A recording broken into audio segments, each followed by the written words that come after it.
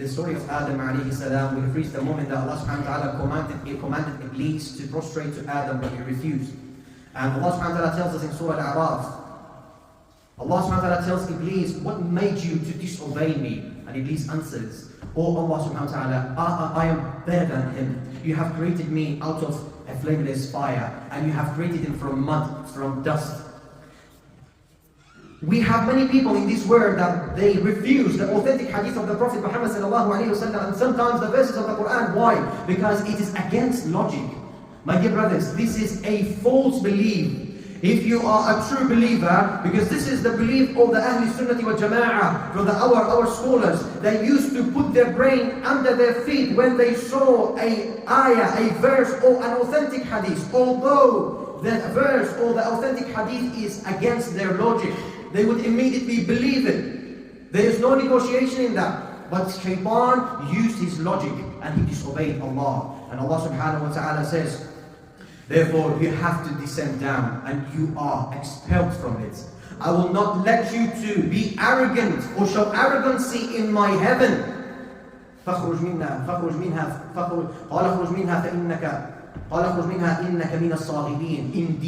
Indeed you are humble and you are small. Because when Shaitan showed arrogancy, Allah subhanahu wa ta'ala rewarded him back with something similar. You show arrogancy, Allah made you small and humbled. And Shaitan asked Allah subhanahu wa ta'ala, let me to stay until the day of judgment. And Allah subhanahu wa ta'ala accepts his demand to show us that we are living in a test and we have an enemy. And in order to differentiate the good people from the bad ones, the Shaitan followers from the Prophet Muhammad's followers, and from the Prophet's followers in general.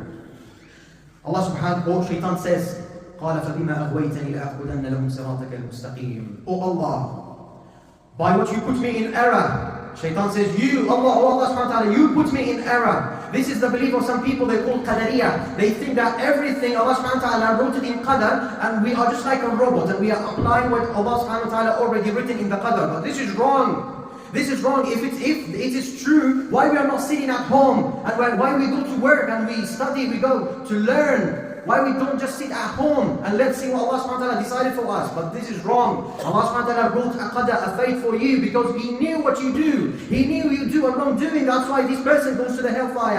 And Allah subhanahu wa ta'ala knew that this person is doing his prayers and following the commands of Allah subhanahu wa ta'ala. And plus His mercy, he should go to Jannah. Allah subhanahu wa ta'ala wrote everything in qadar. But this is you. This is you who creates your qadar. Allah subhanahu wa ta'ala knew already what you are deciding. You choose the right way or the wrong way. Then Allah subhanahu wa ta'ala continues the verses, and Shaitan says, ثُمَّ لَأَتِيَنَّهُمْ مِنْ بَيْنِ أَيْدِيهِمْ وَمِنْ خَلْفِهِمْ وَعَنْ أَيْمَانِهِمْ وَعَنْ شَمَائِلِهِمْ. Indeed, I will sit on the right path of yours for them, and I will come to them, to your servants, before them and behind them, and on the right and on the left. My dear brothers, watch out.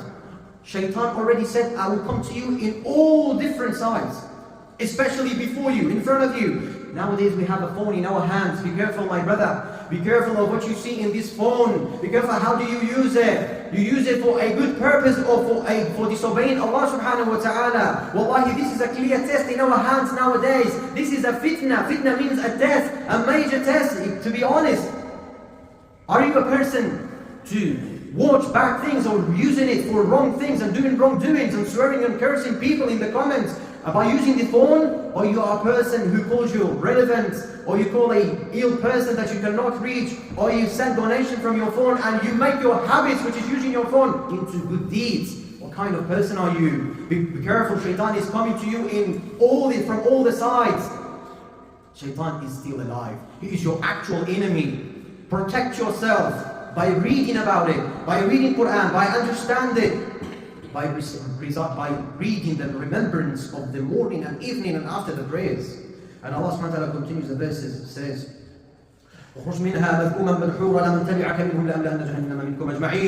expelled from the heavens. Whoever follows you, I will fill Jahannam from you and those people who followed you, and whoever follows you.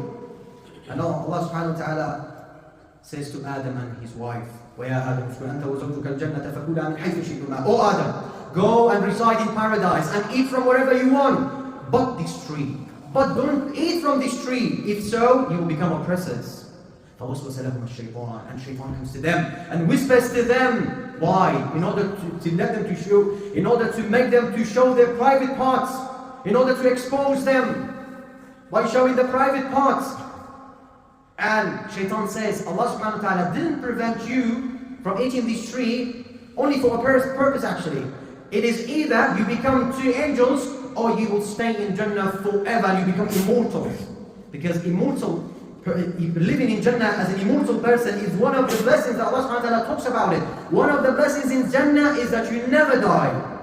What should I do with the blessing if there is a need for it? Therefore Allah subhanahu wa ta'ala says you never die in paradise. The blessings are still continuous, and every week, according to the narration of the Prophet Muhammad sallallahu alaihi wasallam, it gets updates. And the scholars, they ask a question, how it is possible that Adam alayhi salam, betrayed by the shaitan, by Satan, by Iblis, in fact he saw that Satan refused to prostrate to Adam. The answer is here. The scholar says because Satan, Iblis said, I swear by Allah, I am loyal to you. I am from the sincere advisors to you. Therefore Adam wouldn't expect ever to see someone swear by Allah falsely. Adam would never expect that, because according to the prophets, swearing or the name of Allah is really got a high rank and level according to them. And when Adam saw that Iblis swear by Allah and he's saying the truth, he is loyal to them,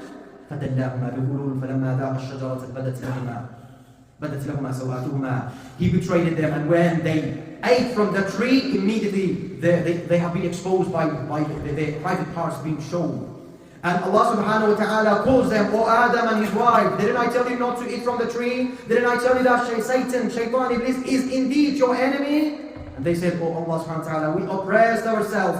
If you don't forgive us and have mercy on us, indeed we are from among the losers. Therefore, my dear brothers, if you don't ask for forgiveness from Allah, if Allah subhanahu wa ta'ala don't forgive you, if you don't have mercy on you, wallahi, we are all from the losers, as Allah subhanahu wa ta'ala says, وَالْعَصْرِ إِنَّ الْإِنسَانَ لَفِي خُسْرٍ.